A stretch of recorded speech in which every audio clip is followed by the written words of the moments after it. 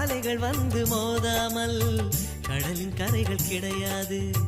எந்த அலைகள் வந்தாலும் எங்கள் சொந்தம் உடையாது.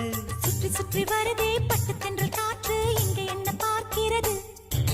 மொட்டு விடும் மலரை காஞ்சிப்பட்டு நூலில் கட்டித்தர கேட்கிறது.